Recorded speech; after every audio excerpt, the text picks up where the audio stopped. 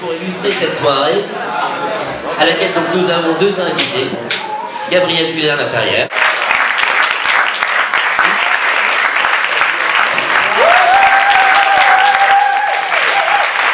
Lyon Calverac. Et mes trois drôles de dames, donc Sabine Fossel, et très pétillante Élise MacLeod, et juste à ma gauche, Juliette Trezani. Voilà, donc cette soirée, donc bien sûr on va tous parler ensemble, on va débattre de la comédie. Les filles vous expliqueront aussi ce qu'elles ont fait ensemble, c'est-à-dire qu'elles ont créé Simi Acting. Voilà, moi je suis arrivé après, je suis devenu une sorte de Charlie pour elle, une sorte de parrain. Voilà. Notre 14e soirée networking à titre but non lucratif pour réunir des belles personnes dans le métier audiovisuel, du théâtre et du cinéma pour faire des belles projets ensemble. Avant que vous vous connaissiez en tant qu'amis ou que vous avez rencontré votre conjoint, c'était des gens qui étaient étrangers. Et donc du coup ce jeu c'est pour mettre en place une éventuelle amitié, pas forcément un couple, etc. C'est, voilà. Si vous pouvez prendre la main de quelqu'un que vous ne connaissez pas. Vous passez au moins 5 minutes à vous dire ce que vous faites dans la vie. Pourquoi pas alors? Je sais qu'il y a des gens ici qui font des séances photo, des écrivains, des scénaristes, des coachs, des réalisateurs, des directeurs de casting. Donc si ce n'est pas vous qui pouvez aider cette personne, trouvez un moyen de leur rendre un service avant la fin du mois.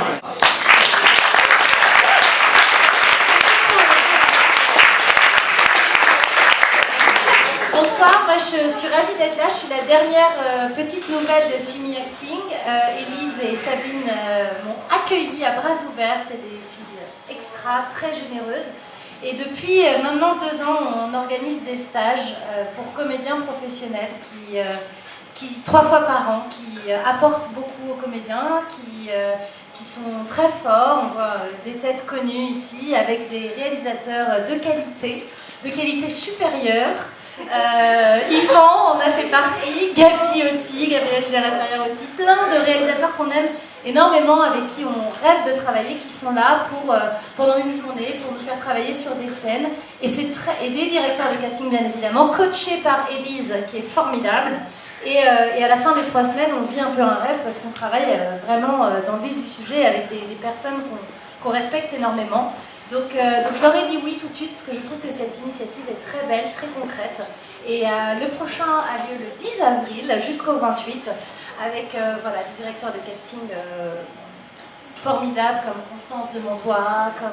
C'est Sue Dunderdale. Okay. Et en fait, une réalisatrice assez connue, une réalisatrice anglaise qui a fait de très bons films. Je ne peux pas vous le dire tout de suite, mais je peux aussi vous dire que c'est la chef de RADA, donc l'école de comédiens très connue et célèbre à Londres. Elle serait là, et aussi la directrice de casting Miranda Gooch. Donc vous pouvez regarder sur IMDb, sur Dunderdale, Miranda Gooch, ils vont être là. Il vient de Londres, donc c'est chouette, je comprends. Bon, pour la partie française, Laurent Courreau, Gabriel Julien-Laferrière, Constance de Montois, Coralie Amadeo, enfin voilà, c'est vraiment très chouette et puis on se réjouit, c'est dans très peu de temps, Et voilà, si vous avez des questions à la fin de ce débat autour de la comédie, vous pourrez venir nous voir. Mais place maintenant au show! Ouais! En fait, on vient avoir un thème et cette fois-ci, on voulait parler de la comédie. Voilà, donc je fais des films et ça me vient assez naturellement, en fait, même dans la vie. En fait, pour moi, l'humour, c'est une manière d'aborder des choses qui me parlent, qui me touchent. J'aime les gens marrants. J'ai fait 4 longs-métrages, j'ai fait des téléfilms, j'ai fait des pièces. Voilà.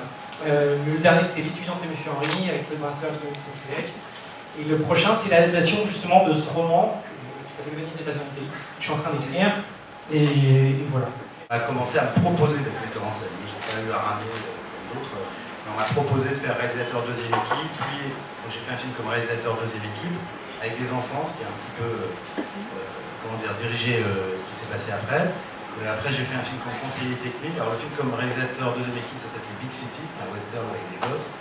Après, j'ai fait conseiller technique de Eric et Ramsey sur un film de cascade qui s'appelait Sur le En fait, les films sur lesquels on m'a proposé de travailler, c'était de la comédie.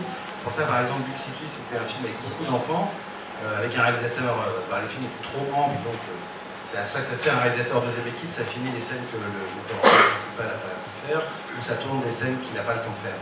Et puis, comme j'avais une longue pratique de l'assistant, c'est vrai que la seule chose qu'on ne touche pas quand on est assistant réalisateur sur un plateau de tournage, c'est les acteurs en fait. On s'occupe des figurants et tout ça, mais c'est vrai que les acteurs, c'est le. Enfin, moi en tout cas, je ne me suis jamais rapproché des metteurs en scène avec qui je travaillais quand ils travaillaient avec les acteurs. Et du coup, c'est le truc nouveau et super excitant pour moi. Ça fait maintenant un petit moment, mais en tout cas, c'était le truc que j'ai découvert, c'est le rapport à l'acteur. Je l'ai découvert vraiment en étant réalisateur. Clairement en télévision, dans ce genre de truc, on n'a pas de temps. Donc, où la scène, elle existe dans le casting, et en tout cas, j'y vois quelque chose qui, moi, m'excite, et à ce moment-là, on y va.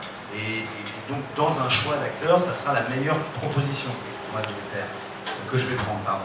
Quand on choisit quelqu'un qu'on veut, que nos producteurs veulent, que les financiers veulent, on voit le scénario, on a l'impression de demander à une fille de sortir avec nous. On se sent toujours dans une situation assez bizarre. Excusez-moi de vous proposer du coup. Voilà. L'origine de l'intermittence, on a tout le loisir d'en changer, même pendant un film. C'est rarissime. Moi, je me suis fait imposer des acteurs par des chaînes de télévision, par des producteurs. Imposer après, t'as toujours le choix de dire non, hein, mais oui, ça m'est arrivé. Ah non, c'est lui que tu vas prendre, bon, bah cool. Voilà, mais. Moi, j'ai pas trop d'amis, donc je me dis. Je sais que parfois c'est difficile d'être acteur et d'attendre une réponse du réalisateur, mais on vit ça aussi. Il y a un moment où ça peut s'inverser. C'est-à-dire qu'on se retrouve parfois dans des situations où on a pensé à un acteur, soit il n'est pas intéressé, soit il n'est pas libre, par exemple, et on se retrouve donc à réfléchir à d'autres options. Et parfois, vous êtes autour d'une table avec vos producteurs, qui sont. Moi, je travaille toujours avec les mêmes producteurs, je m'entends très bien avec eux, mais malgré tout, parfois j'entends des trucs. Et puis moi j'entends des trucs, Parfois l'idée n'est pas si mauvaise, enfin, mais quand il y a écrit non, en fait, vous pouvez mettre un non qui veut dire oui. Tout dépend de la manière dont vous jouez ce non. Ou qui peut être très hésitant, ou qui peut être hyper autoritaire. Il y a juste marqué non. Mais vous avez 1000 options sur comment jouer ce non. Et parfois on fait 20 castings de suite, et on voit la même façon de jouer ce non. Moi j'entends des trucs.